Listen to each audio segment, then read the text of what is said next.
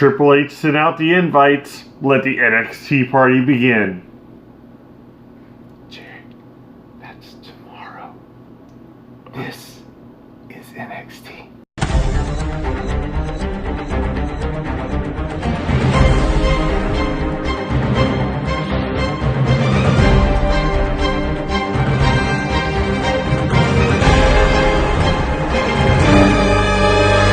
Support, no DQ.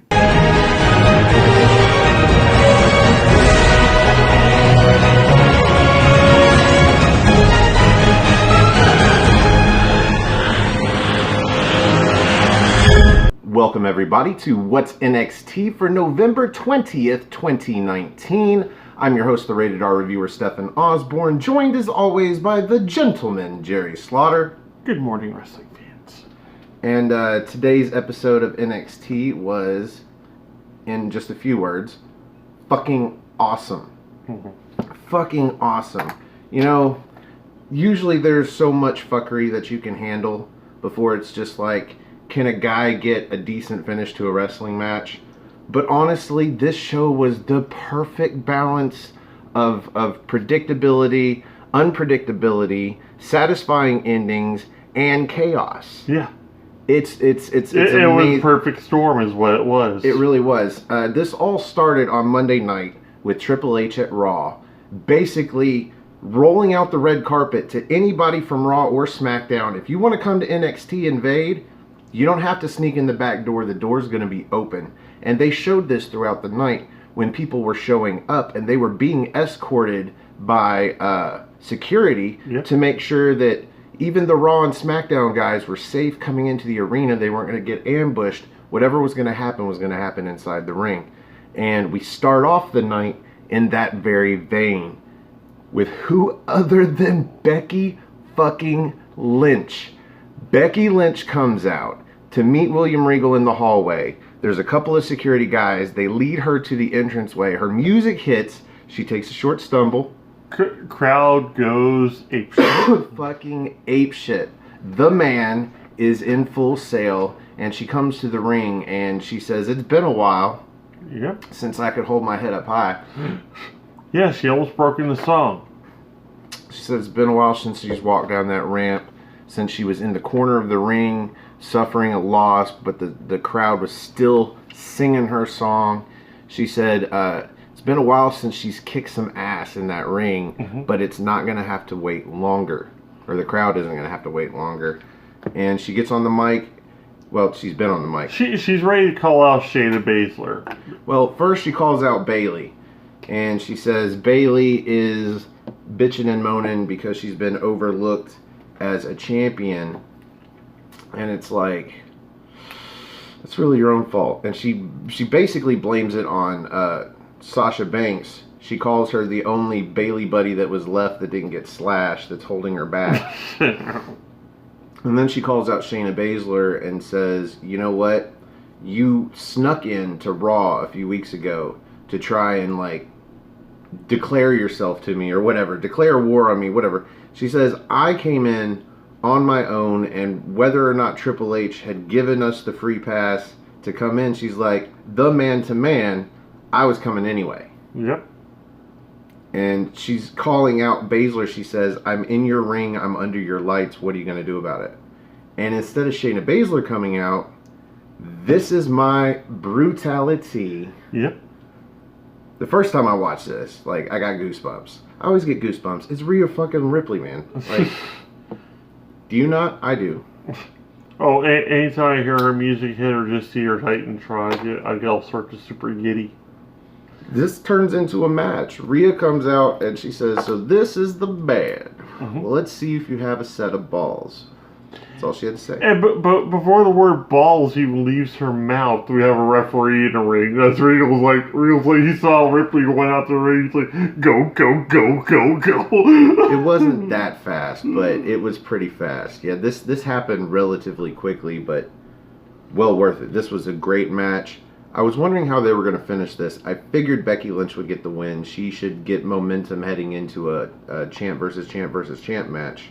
at Survivor But Series. you also didn't want to make Ripley look. Yeah, weak she's either. leader of Team Ripley for War Games, so you got a whole different reason to push her. Yeah. And this would be the first idea that we were going to get some overall shenanigans that were going to leave us pissed off, because this was the match that ended without a victor or a loser. It was no contest. Mm-hmm. Because fucking Shayna Baszler and Duke and Shafir come out and they get involved in the match. But up until then, oh, what a match. Oh, it was superb. They're matching hold for hold. There's that whole segment where you had like 5 or 6 commercials, but the match was still going off in the corner. And there was no wasted motion. There's maybe one rest hold the entire time. The rest was mud hole stomping and throws to the turnbuckle and everything else. And then you also had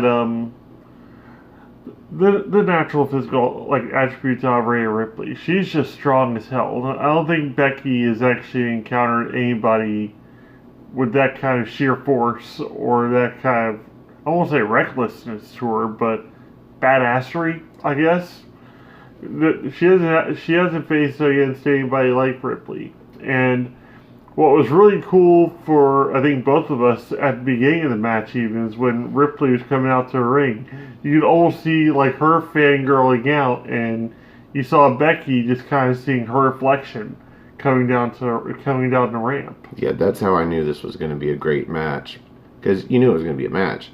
But just looking at the smile that Becky Lynch is trying to hide back with a serious face, and likewise with Rhea Ripley as she's coming down, trying to look menacing, but trying to hold back that giddiness that she's about to have a match with Becky fucking Lynch. Yeah. So, I have a few notes, but mostly just watch the match.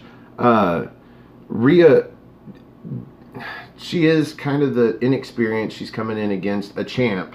So, you know, Becky Lynch is on top for a minute, but Rhea gets the upper hand on the outside, picks Becky up in an electric chair, and then just not pushes her off with gravity. She slings her face first into the ring apron. Mm-hmm. So I wouldn't even call it an electric chair bomb.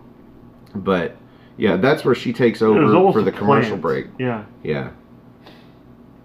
And then sometime in the match, Becky Lynch goes for a disarm her, and Rhea counters with a bomb, but Lynch counters the bomb with like a throw. Just seamless transitions in this match. Like, it's hard to believe this is the first time we've seen them fight each other. Yeah. But it might not be the first time they've actually wrestled. Anyway, the end of the match comes with a superplex by Rhea Ripley onto Becky Lynch. Becky, and then that's when Baszler and Jessamine Duke and Marina Shafir come out and interrupt and start beating on the both of them. But they end up getting the upper hand, and Baszler kind of gets out of dodge and leaves Duke and Shafir to take the beating, but Duke and Shafir take a beating, and then they all get out. And you have Rhea and Becky Lynch standing tall and not fighting each other anymore. Damn. I would have liked to see a winner in that match, but this was all right. That just sets it up for when they actually do get to square off again. So after this, we get a camera outside rolling up onto a truck that just parked, and we have Scott Dawson and Dash Wilder, the Revival, showing up regular style. I assume, because that wasn't a parking spot, I assume somebody's going to take their keys and park their car. Like, they're getting... Pretty much. They're getting the VIP treatment here. Yeah. Like there's might as well be like a valet out there just like running. There's 4 security, I'm assuming 2 for each of them. Like, walking them to the door, making sure they're not going to get fucked with. They've got a match tonight. Who's going to fuck with them? Well, we shall see who fucks with who. We also get a video promo for Kaylee Ray. And this is a NXT UK superstar getting a NXT video promo Yeah. This was great. Yes, it was. It makes Kaylee Ray, and we've been watching her from the time she debuted in NXT UK, and this makes her look better than any single match I've ever seen her in. Yes. So, props to them. But again, it's NXT UK or NXT video guys. Like, well, anytime the NXT guys get to make a video, they get all giddy, I bet, because they always have a whole bunch of great ideas.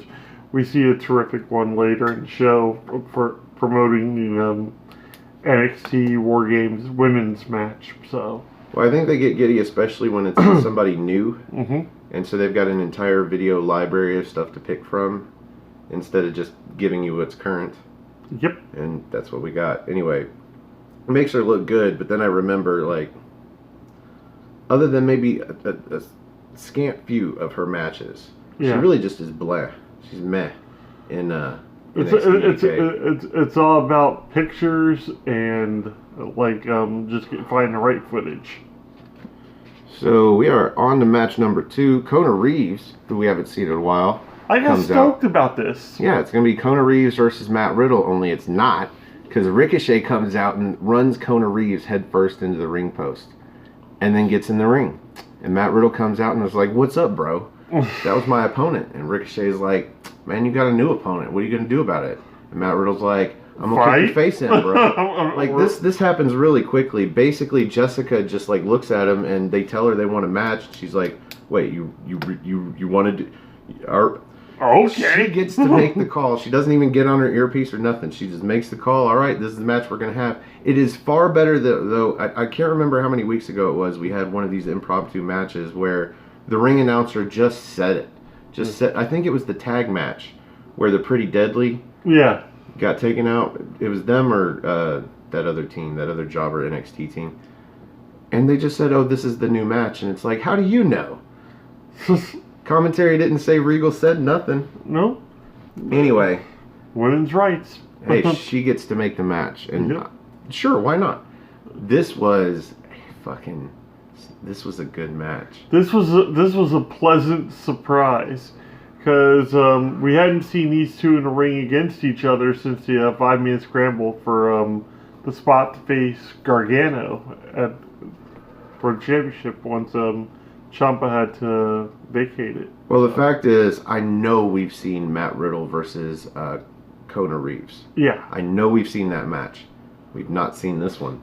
So they just needed Kona Reeves there just to get thrown into like a turnbuckle post, and that was it. He got his money that night. I have so many notes for this match, dude. Well, you had... And then the aftermatch. Like, this was awesome. You had Matt Riddle, who's, like, on fire at this point. The guy can do no wrong in company. And even then, he's surpassing that with the Goldberg-like chance, which I still state, if he's in a Survivor Series match, Goldberg's going to attack him. And it's going to be, like, one of the biggest surprises of that night. So... And then you have Ricochet, who's back home in Full Sail, so of course he's got to show off as much as humanly possible and give fans what they want.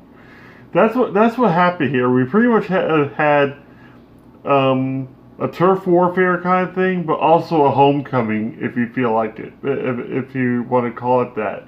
Because we had so many old NXT stars come back in and face these like current champions or like up-and-coming talents. And they each made each other look good. You're seeing these WWE stars from Raw and SmackDown look better in the ring just against these new guys than they do on a weekly basis. So even though we haven't seen a one-on-one, it hasn't been that long since Ricochet was in NXT. They have been in the ring together. And so there is a little bit of knowledge. Yeah. Like we see Matt Riddle counter what was a terribly angled running shooting star press that inevitably ended in a triangle lock that Ricochet had to counter. But yeah, like they knew each other fairly well. And the story in this match was just who was going to, I guess, get the better one up on the other. Pretty much. Counter after counter. Or move after move. Oh, just that. I want to say this. Athletically and like on the microphone, it seems like these two are pretty much evenly matched. Yeah, basically. Like, promo wise, they are both just shit. It's like they're but like, in they're the like ring, an 8 or a 9 in the ring, but promo wise, they're both like a 3 or a 4. Yeah, not good on the promos. Not great. They're all right. They're all right. They're getting there. I think it's gonna take a good heel turn for both of them to get better on promo work. But Okay, so I saw something new out of Ricochet, and it wasn't like a high flying move. Okay, so he does this Northern Light suplex with a bridge, like a flips through the bridge, and then picks Riddle up from that. And I don't know if he was going to go for a deadlift vertical, but he caught it when it was still horizontal and swung it into a neck breaker. yeah, That was sick. Like, it might have been a little bit botched, but it was. the way it was botched though even made it look even more vicious. Like he had to get the move off quickly, or it was not going to work at all. Well, he follows that up with finally hitting the running shooting star press and gets a near fall. And then one of my favorite spots. Okay, they're trading off moves, and I caught the last 4. Ricochet with a super kick, and then Matt Riddle hits a final flash into the face, and then Ricochet does that running backflip up Matt Riddle's chest and face to block whatever he was going to do, and then the step up enziguri, and you never enziguri Matt Riddle. That's one of the general's rules. Yes. The gentleman's rules. You don't enziguri Matt Riddle because he always somehow hits you with a German suplex. you just piss him off. It's like kicking a Samoan. And he does. He hits him with a German suplex. Somewhere here. One that, like, Ricochet looks like he lands on his head, shoulders, knees, toes. He lands on everything on that German suplex. Somewhere hereabouts, Cesaro and Shinsuke Nakamura come to the ring, and they get up on the apron, one on each side, and they distract just long enough for Riddle and Ricochet to knock them off.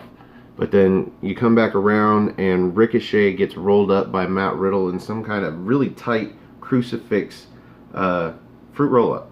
Yeah. 1, 2, 3. Matt Riddle gets the victory just off the sheer distraction on both of them. They both got distracted, so I guess that actually kind of shocked me that match ended the way it did, with Riddle actually getting the victory.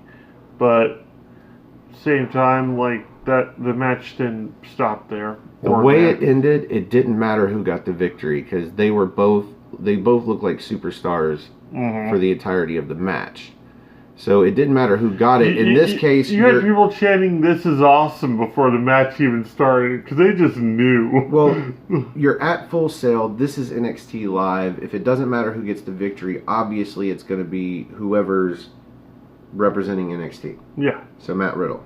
And in this case, again, it's that balance between chaos and the fuckery of the end of the match, but still getting a pinfall victory, so it's still satisfying. Yep. And they keep going from here, and they do it in various ways brilliantly, so that you are not completely pissed off at the end of any match. And there's 6 matches on this show. Yep. And most of I don't think there's a squash match at all. No. A couple of these are classics. One looked like it was going to be, but then it turned into another awesome match. Let's see, we get a video promo for Killian Dane versus Pete Dunne versus Damian Priest. Are we going to completely skip the aftermatch? Oh. Yeah. Yeah, we're going to completely skip it. After the crucifix pinfall, we get Ricochet does a dive to the outs. Oh my god. From the top rope onto, who was it? Cesaro. Yep. Who is already on the other side of the barricade. He's like 3rd or 4th row in. And yeah, Ricochet just cross bodies from up there to Cesaro. And that was fucking wow. Holy shit. Anyway, after that, we get Roderick Strong comes in and saves Riddle in the ring from getting laid out by Shinsuke Nakamura. Something that wouldn't have happened a couple weeks ago. So he puts a knee to the side of Shinsuke Nakamura's face. But then after Riddle, I think Riddle kicks him in the face. Yep. Something. And then Finn Balor comes out and attacks Riddle and beats up on Riddle. And then Matt gets the upper hand, runs off Finn Balor. I think he went for that new finisher, that single underhook DDT. The 1916, yeah. And then Riddle countered it with a ripcord final flash knee strike to the face. And Finn rolled out of the ring because he's a heel now and got out of Dodge. And there you go. That's going to be such an awesome match. I really hope so. I think that's going to... I think that match is going to be super, super gratifying. Well, it's going to be the first match for Finn Balor since we saw him in Toronto. We met Finn Balor in Toronto. I just like name dropping. That's pretty great. Go find that picture and edit it in there. Yep. Now we get the video promo for the triple threat match. It's going to happen at TakeOver, and the winner between Dane, Dunn, and Priest gets to be #1 contender and go for the title at Survivor Series. Excuse me, not SummerSlam. And yeah, I'd say that's easily Pete Dunne. Yep, Pete Dunne's totally. He's the only baby face in the picture. Easily Pete Dunne, but they might swerve us. Speaking of swerve, we get no swerve on this show. Here's the thing with that. Dunn is the most logical, and then you have Killian Dane, who could possibly be there because of his and Cole's recent rivalry with Insanity and Undisputed Era. The only odd man out right now is Damian Priest because he's still a little fresh. Gray, his win-loss record is just awesome right now. But is he ready to be NXT champion? No. And if the belt gets dropped in any way, shape, or form, it's going to be to Pete Dunne. It's going to be a Survivor Series where the rest of Undisputed Era have matches and they have their titles, but none of them are on the line. Yeah, spoiler, he thinks Adam Cole's going to lose the title at Survivor Series. Yeah. I don't think they're going to let him drop the title, but you never know. Either way, I guess then maybe Damian Priest, because imagine Damian Priest at Survivor Series, he gets to come out to that awesome entrance and then get beat by Adam Cole. Yeah. Not a bad night for Damian Priest. No. So, who knows who might win that one, but anyway. I don't know, someone may get offended too close to Thanksgiving and you got a guy coming out there with a bow and arrow. Somebody will say some shit. This was announced a couple of days ago, I believe, but it's the first announcement we get on this show.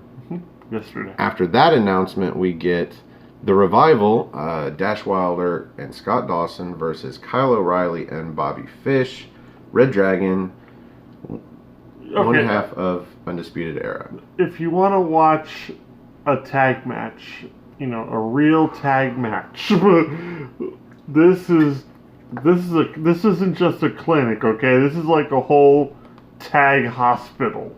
Everything that you would want in a tag team match and everything that can be done right in a tag team match is done in this match.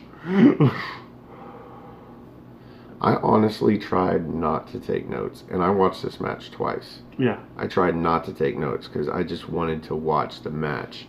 It was so good. Yeah.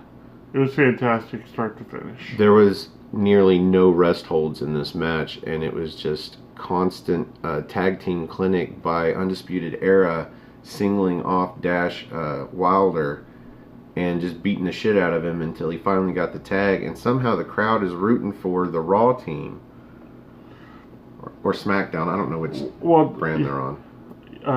Yeah, they're Raw because they had dropped the belts, I believe, to the War Raiders. Or are they SmackDown because they dropped the belts to the New Day? The New that's Day. Right. Yes. So I do have notes though, because just some of this shit, like Dash Wilder hit a DDT onto O'Reilly on the apron. Yeah. And then Dawson hit a superplex. Dash comes off the other top rope with a splash. Still only gets a near fall on Fish. The splash looked like it took a little bit more to get to, like he swam in air to try and get the rest of the way there. Yeah, this is all towards the end. I managed to get most of the way through the match. Undisputed Era go for that high-low, but then Dawson gets in the ring and knocks one of them outside to prevent it, and they end up hitting the shatter machine onto Fish, I think. Such a great move. For the near fall. Because I think it was O'Reilly pulls Yep. him off. Yeah, Bobby Fish is the one that gets hit with the move. So yeah, O'Reilly pulls him off. Let's see. Outside, O'Reilly pushes Dash Wilder into the ring post and then runs off the apron and kicks him. Okay, so like his head ricochets off of the ring bell, kind of like a stone off of the surface of a lake. Yep, just a pebble. And then he goes into the barricade, so he's done for the rest of this match. And there's quite a bit more, because O'Reilly gets in the ring and he tries to finish off Dawson. Like, he comes off the top rope with a knee to the back. He hits those multiple moves, and then like a kick to the back of the head, and then, I don't know, a bunch of kicks. Doesn't get the victory. Then he has to tag in Fish, and they do... they do the high-low, but after Dawson gets up and he looks outside where Dash still trying to get back on the ring apron, let alone in the ring, and he just can't because his head skidded off of that fucking ring bell. And Dawson looks at, I don't know, Kyle O'Reilly. He looks at Fish and O'Reilly and just says, kiss my ass. Well, they kick it. They hit the high-low. 1, 2, 3. We get a win for the tag champs, the guys that are going to go hard-fought victory. Yeah, this was... Just watch the match, man. Against the first ever two-time NXT tag champs. So that's a feather in the cap right there. Yeah. After this match, we get the Viking Raiders and Forgotten Sons shown outside, and they have, I guess, just been broken up by security. Maybe fisticuffs haven't happened yet. No, definitely angry words. There's loud noises. They're shouting over the shoulders of this security team, like 3 guys deep, trying to hold back 5. Mm-hmm. Whatever. I was about to say, like, you have more than 5 guys if you've got the Viking Raiders and the Forgotten Sons. Jackson Riker's easily 2 or 3. Then on to a video promo for the Women's War Games match, and this was very well done. Oh yeah, I Disagree by Poppy playing, and then just great banter back and forth. Shit, like the only people that really didn't talk, I don't think. Well, you had most of the talking done by Shayna and Rhea naturally, but then you had Io Shirai throw in a little bit, and otherwise everybody else was just quiet and cool looking. Well, Tegan Nox and Candice LeRae, I don't think either of them said anything. No. Other than that, well, they really don't have that personality. I don't want to say that word, but they're not really as solid as the other ones are. And I'm surprised they didn't let Bianca say something, but Bianca, I think, is just there as a powerhouse. So. Well, Kaylee Ray was there, and she's up next, by the way. Mm-hmm. And so is Dakota Kai, who got this close to being on Team Ripley and competing at the Women's War Games match, but she gets her opportunity here, and before it was revealed to be Bailey, I thought Dakota Kai had something to do with the people getting dispatched backstage like last week. I thought she had something to do with some of the people. Yeah, I thought so too, but apparently not, because when she came out, she did so to help. Yep. Try to get the advantage in the ladder match, but yep. Anyway. That didn't work out very well for Mia Yim. Well, this match didn't work out well for her. She had a lot of good offense, and this would be a match that I would recommend for her to put on videotape, and this is her moveset. Like, this showcased her doing everything cool that she does. Other than that, she does a handstand off of someone's shoulders and then brings her knees down into their chest. Yeah. She didn't do that one, but everything else she did. Yep. Even that pump kick, but even then that was the outside of the ring and about knocked Kaylee Ray's face off. Yeah, the first time she goes to do that running face wash, Kaylee Ray grabs her and puts her in a gory bomb doesn't hit the gory bomb. She actually rolls through into a sunset bomb. Gets a near fall on Kaylee Ray. So that was cool. And does this wicked double stomp. Like she's in the corner and Kaylee Ray is coming after her, and she just puts up her legs, plants her feet in Kaylee Ray's chest, and pushes significantly quickly. Like, I think she rang her bell a little bit of whiplash, because Kaylee Ray came down hard. But yeah, double stomp to the chest. After this, she counters. Okay, so Kaylee Ray goes to throw her into the steps. She counters that, throws Kaylee Ray into the steps, and this is where she hits the face wash. She's outside, and she runs and just kicks Kaylee Ray's face into the ring. Throws her in the ring, but only gets a near fall. She goes to do the go-to kick, the GTK. Let's call it the GTK. And gets face raked by Kaylee Ray, who gets down and then super kicks her and then hits her with the gory bomb. That's a great setup every time, because like they spin just perfectly into it. Yep. Grabs him up, gory bomb. She gets the pinfall, and of course, because she's heading into the War Games match. Yeah. Plus, she's the NXT UK Women's Champion. But besides that, yeah, she's heading into the War Games match. She needs the momentum. They had to make her look strong. Dakota Kai and her had a fantastic match. But the match isn't over. We get the aftermatch. Carmella is on the ring apron out of nowhere. Moonwalking. And of course, this is a distraction. Because from behind, let's see, I've got all the names. Dana Brooke, Sonya Deville, and Mandy Rose attack Kaylee Ray and Dakota Kai. And then off of this, we get Bianca Belair, Tegan Nox, Io Shirai, and Rhea Ripley. They come out to help their various friends. And then Sarah Logan, Natalya, and Kairi Sane come out from Raw, and they join the fray, and this is just a women's brawl. Until I love the interaction between Kairi Sane and Io Shirai. Yeah, Kairi Sane drops an insane elbow onto somebody, and then stares down Io Shirai, who gets attacked by Sarah Logan, and they're both leather clad and evil looking, and they're just great. Yeah, and then Nikki Cross comes down the rampway with a solid black trash can lid and just lays waste to everyone. Literally everybody that came out gets at least one shot from this trash can lid, and she stands tall in the ring and her music plays, and she's got the SmackDown t-shirt on, but torn all to shit. Yeah, and the crowd is just eating it up. We're glad to have Nikki Cross back, even for like a split second. So, I mean, yeah, we got an ending to the match, and then the chaos came. Yeah. And it didn't end the way it always does, where just everybody's brawling, and then we go to commercial. Somebody actually came out and did something to every it was like Stone Cold coming out with a chair. Pretty much. And laying waste to everybody. It was like Days of Old, where Stone Cold's music would hit, and it's like he'd clear the ring.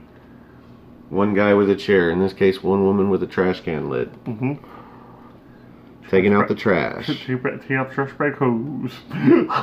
Now we get the payoff from earlier. The Viking Raiders come out to just only the way that they could in Full Sail, with that entrance and the crowd just chanting war, war, war. And you want to call them fucking War Machine. Fuck War Raiders. Call them War Machine, but still, you just wish for one night they'd be like, yeah, we know they're the Viking Raiders, but here they're the War Raiders. Yeah, here they are the War Raiders.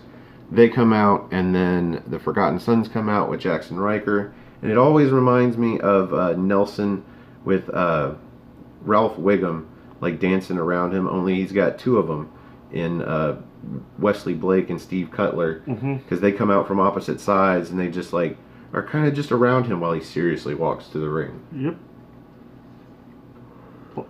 Despite that, like a couple little cherubs. This was another tag team clinic. Yes, it was. This was a great match. Complete with the manager doing interference on the outside. We thought this was going to be a squash. It almost ended in a squash there at the very beginning. Within the first 15 seconds, I thought the match was over. Yeah, the War Raiders hit one of their finishing moves, or their signature moves, and they almost had the pinfall, but I think Cutler came in and broke the pinfall. Yep. But other than that, I've got tons of notes. Tons, man. Of actual match notes, not just after match.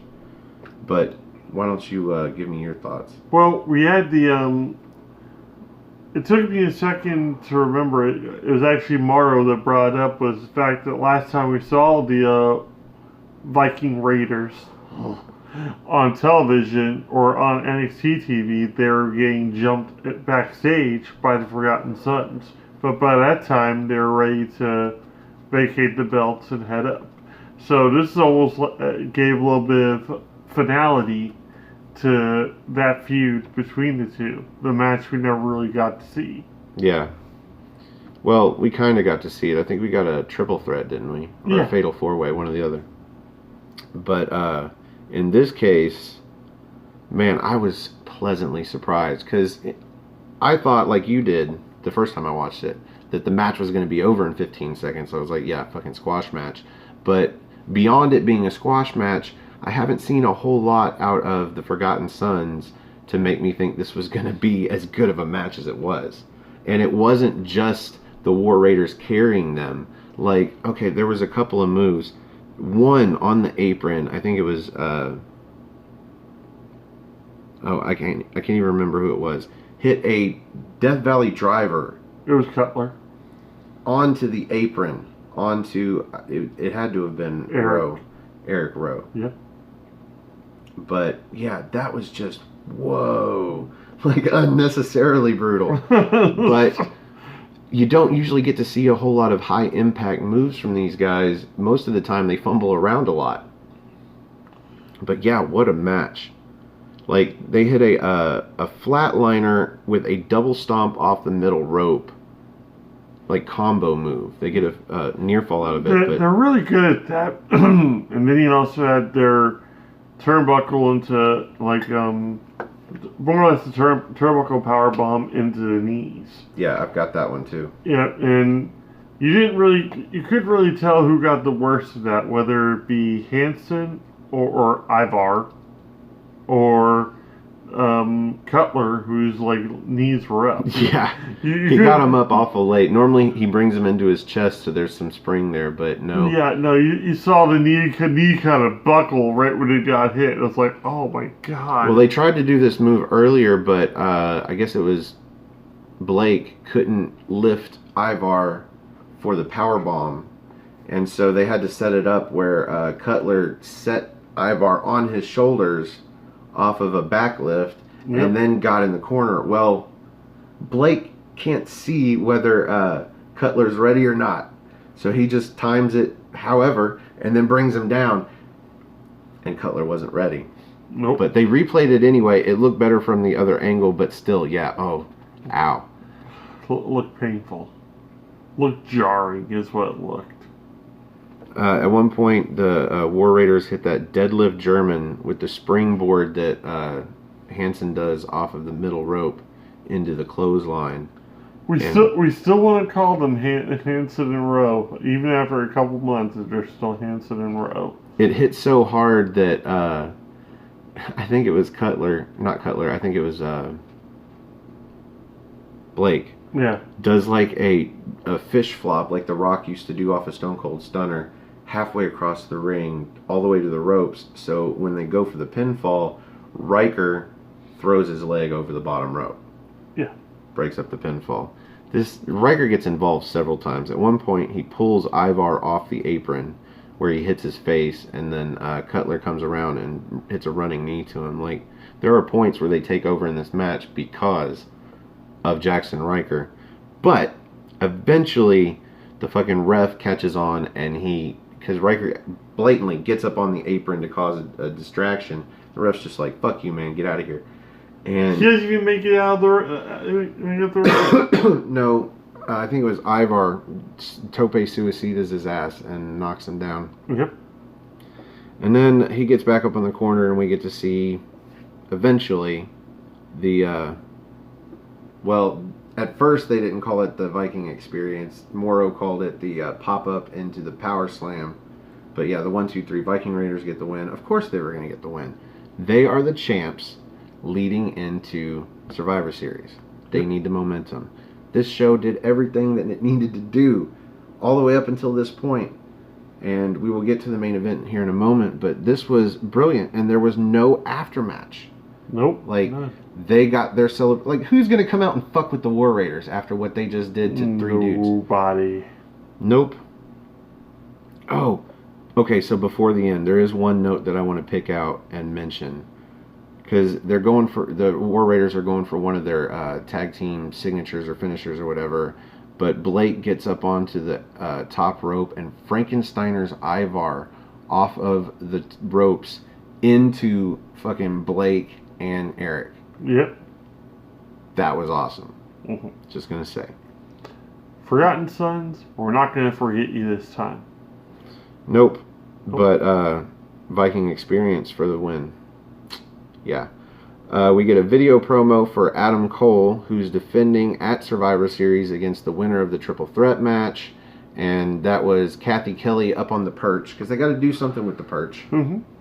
And she is so good. She just basically reminds us, the three people in it, what it's for, and when the match is going to be for the title, and who it's going to be against. And she's so much better at this than we are. But... She remembers names and everything so much better on the first take. It's very fluid and very just... She doesn't overhype the match, but she doesn't underhype either. She's obviously like, this is what you're going to get. Be grateful. And so we roll seamlessly into a video package for the men's War Games match. And this not only hypes the men's War Games match, obviously, who we are still a man short on. Mm-hmm. The babyface team, Team Ciampa, does not have a fourth member yet that we know of. And it also explains the rules of the War Games match. So you didn't have to worry about that being in the females one. And we get to hear Kayla Braxton for the first time in a while. So that was great. Support, no DQ. And we are on to the main event. Dominik Dijakovic versus Adam Cole in a ladder match for the advantage for the men's War Games match at War Games on Saturday in Chicago. I don't understand why there's a briefcase up there.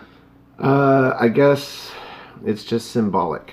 It's something to pull down. It could have been just a clipboard, but I guess, you need something a little stronger for the ending.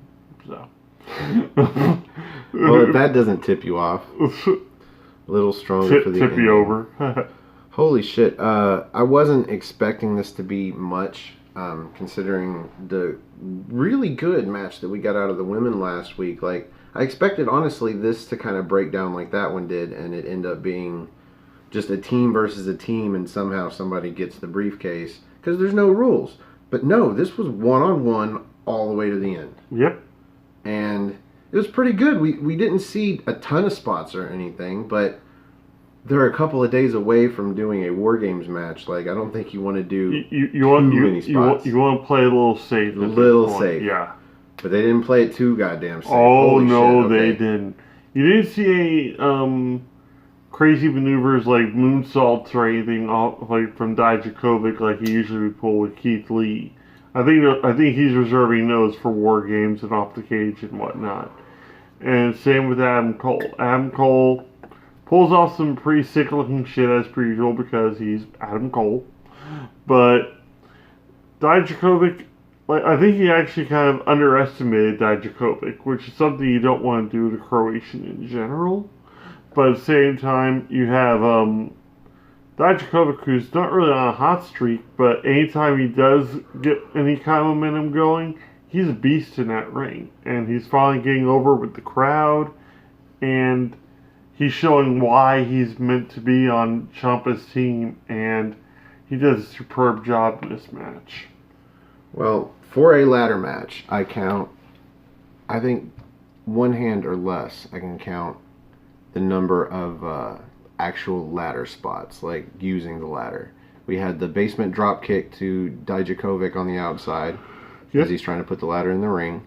We had the discus big boot to Adam Cole as he's holding the ladder. Yeah. We had a throw into a ladder that was set up in the corner. We had a choke slam off of the ladder onto a ladder set up in the corner. And we had the final spot where Adam Cole smacks Dijakovic in the face with the briefcase, and he just topples into the ladder that's set up horizontally from the ladder that's set up under the briefcase to the corner of the ring. Grow 6 finger, my friend. Pamela Sunrise. That was just off of the ladder. Yeah. It didn't use the ladder. You know, yeah. all of those spots, either the ladder went into them or they went into the ladder. That one was just him coming. But yeah, we got a Panama Sunrise where Dijakovic pulled Adam Cole off the ladder, but we also got where Dijakovic actually manhandled Cole off the ladder and hit him with a Feast Your Eyes. Yeah. I just didn't count those because, you know, physics. Anyway. What a fucking... This was surprisingly better. Like, I was expecting a light match. Yeah. This close to working. Even for a ladder match, we were expecting, like, not a lot to go on with this match. Like, seriously, like, 2.5 minutes of them trying to do something, and then just all hell breaks loose with everybody coming out. But all hell didn't break loose until the match was over. And then, yes, all hell chaos reigned. So Cole gets the briefcase, pulls it down. After smacking Dijakovic in the head with it. And Dijakovic falls through a ladder, yes. Breaks it in half, and then just hangs out there. To the point where the ref is checking on him. What's his name? Drake. Drake is like, "Are you okay, dude?" And forgets to signal for the bell to ring. He's like, oh yeah, there's a winner. All the referees were like, ring the bell. Checking on Dijakovic. So after this, Undisputed Era come out to celebrate, and they get boxed in on the ramp with SmackDown and Raw, and they get taken out. But then now SmackDown and Raw are standing their ground, and they start beating on each other. But then backups for NXT come out, and they start beating on them. I think I saw Bronson Reed in there. I think I saw Fandango. I saw him too. And then we get Drew McIntyre, I guess is supposed to be a big deal here. Gets in the ring and he hits a claymore to Dominik Dijakovic that turns a 6'7" dude inside out. He does that flip for him. But then... That'd be a hell of a match I'd want to see too, is Drew McIntyre versus Dijakovic. I think that'd be fantastic, man. Then Keith Lee gets in the ring and hits Drew McIntyre with a last ride that bounces him 1.5 feet off the ring after it hits. Holy shit. That was just hard. A sit-out last ride. Holy shit. And then Keith Lee gets up and stares down Ivar, but instead of battling each other, they look at the mess of dudes on the outside. They just smile. They're like, we're going to annihilate all of them. They both come off the ropes together, and I think Ivar does a suicida. Keith Lee goes over the top rope, and they both take out everybody that's between the ring and the ramp. Which the follow-up which is everybody. The follow-up to this part's so awesome because Adam Cole finally regains consciousness or just gets back up, and he's the only one left in the ring. He looks outside. He's like, "Holy shit!" He dodged a bullet, but then turns around and Seth Rollins is there to super kick him, and then he goes to do the stomp, but before he can hit the stomp, Ciampa's music hits. The crowd highly disapproves of Seth Rollins. They are booing Rollins, but they do not boo when Ciampa's music hits. He comes out, and I swear to God, you can read his lips. He said, "This is my house, motherfucker." Yes. And then some more words exchanged as he slowly walked into the ring, because he doesn't run for nobody. No. He didn't even come out to help Dijakovic, and he's on the same team. But now that Seth Rollins is in his ring, he comes out. And at some point, I think Seth Rollins says, "This is my house now, motherfucker." Like, this is NXT, yo. Yeah. So Ciampa goes to get in the ring, but then looks like he's backing off. But it's always with a purpose. He takes a run at Adam Cole, who's on his knees on the outside, and puts his knee to the side of his head. And then gets in the ring. Just so there's no interruptions. So him and Seth Rollins stare each other down, and just as Jerry thought that Seth Rollins was going to be the fourth member of Team Ciampa, they start fisticuffs. Yep. They just start beating on each other until somebody gets in the ring and they have to break the fight with each other to fight off. And then we go to the end of the show like it's gone. I still think he's going to be the fourth member. I don't know. It's either going to be him or Velveteen Dream. And I'm actually hoping more and more that's not Velveteen Dream. Well, I think Seth Rollins is the captain of Team Raw. I don't think he would insert himself into an NXT takeover. Anyway, maybe. Stranger things have happened. But that's how we go off the show. I think Seth Rollins hit a power move or like a power elbow. Yep. And then Ciampa comes off the ropes with a power elbow, and then somebody goes to get in the ring. I couldn't even tell who it was, but you knew that the fight was over. So chances are there's more footage, like as a WWE.com exclusive, and we just haven't watched it yet. Support No DQ. that brings us to the end of the main event, and here on What's NXT, we like to use the Gentleman's 5-star rating system, formerly the General's 5-star rating system, but what are you going to do? Yeah. He wants to change his nickname, and who am I to stop him? You have like 2 or 3. You got to pick the original nickname, Yeah. so. Anyway, out of 5 stars, where do you rate this main event, Jerry? Including the after match. Oh, God. Pretty much what we have here is like the whole card itself was almost like a worlds collide. It really was, because we had Raw, SmackDown, we had NXT, we had everybody in there. But for the ladder match alone, I'm going to give 4 3/4, because I wasn't expecting a lot to come out of the match. And then for the aftermatch and everything else, I'm just going to give this show a solid 5. Wow. It kept my attention all the way through. Something that not a lot shows can do lately, because there's always that part where it kind of tapers off. But there's so many unexpected and like so many different combustible elements in that arena that night. You didn't know who was going to show up.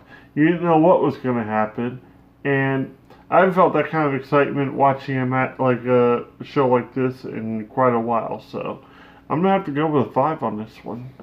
Well, this was a relatively short ladder match. Yeah. It only had 1 commercial, and you could skip what they did in the commercial. Honestly, it was. I think they had the picture-in-picture, but you didn't really need to see it. It was just to hold the place until you came back from commercial, and they could do more like ladder spots. Because even at the end of it, they were like tugging back and forth on the ladder, waiting on it to come back from commercial before. So maybe there is a 6th spot where Dominik Dijakovic shoves the ladder into Adam Cole's gut. Yeah. So there is a 6th spot. Anyway, it was still relatively short for a ladder match, but it accomplished a lot, and it was exciting. So I'm going to start it at 4.5. Yeah. And then I'm going to give it an extra quarter, because, I'm all about the story. That's what I was waiting for. We had the super kick from Adam Cole into Dominik Dijakovic's right knee, the knee that he had surgically repaired, so that when he went to do the Feast Your Eyes on Adam Cole and he hit him in the face with that knee, it put him down so that it was hard for him to climb the ladder. He had to climb the ladder on the side that he did, that had the perilous ladder that he fell through, because that's what helped him stand up straight enough to get up there. It was perfect. So good story. I don't know. I'm going to break my good English just to say it. So good storytelling. I'm going to give it an extra quarter for that. I'm going to give it an extra quarter for the aftermatch, because, fuck, we saw Keith Lee and Ivar fucking take out the entirety of everybody that was there other than Adam Cole. And then the stuff after, like, okay, I'm going to give it 5 off of that, and I'm going to give it an extra quarter coming off of the back of a great show. I'm going to call it 5.25 stars. Wow. Off the charts. Like, honestly, when I picked up Jerry and we got ready to watch the show, I told him, I was like, dude, I can't wait to see your face. You're going to shit yourself like 3 times. This should have been the go-home show before the pay-per-view. They are going to have to pull some super awesome shit out of their ass on Friday to make SmackDown worth being the go-home show. Because otherwise, this should have been it. And what made it even crazier was the fact that we still don't know the fourth member of Ciampa's team. Still don't know, and we could find out on Friday. Well, I don't think we're going to find out till Saturday. Either way, I'm fine with it. This was an awesome show, and so we averaged 5 and an 1/8 star. Yeah. Holy shit! I think Might be the highest rating that we've ever given a main event. Well, especially for the fact that a whole bunch of it involved the main brands in there too. That actually says a lot. But they really brought their A game, is what they did, and the NXT talent, like, pretty much drug whatever they could out of them too. So it was just terrific, front to back. Well, like I said, it was the perfect balance between satisfying endings and chaos. Mm-hmm. Because you don't want every match to... You don't even want 2 matches to end in non-finishes in the same show, which is what they did, I think, on Monday. Yeah.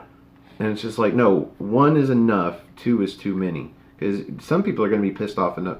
And the one that they did, they started the show off with it and said, let's get it out of the way. And you understood that because it was Rhea Ripley and it was, who was it?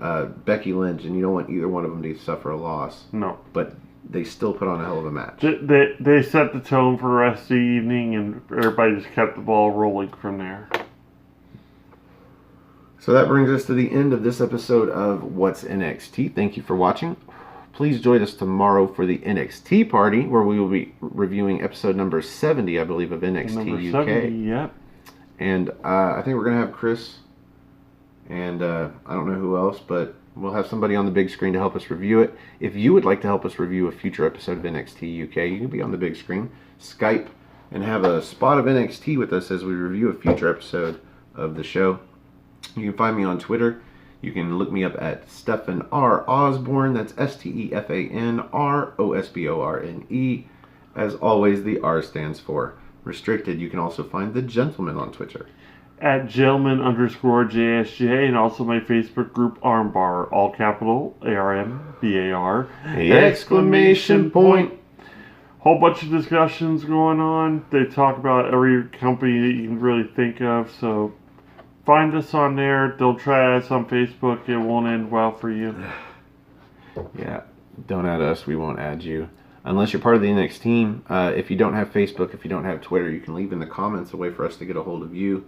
As long as you have Skype, watch an episode of NXT UK, we'd love to have you on and help us review. We did that with Mark's reviews. He's been on like 3 weeks in a row. And Chris Mays, we just can't get rid of him. Yeah. Probably our greatest guest. Been on all the time. Hey, Israel Diaz. We both on the show. Also, stay tuned. We should be doing a predictions video for NXT TakeOver and for Survivor Series.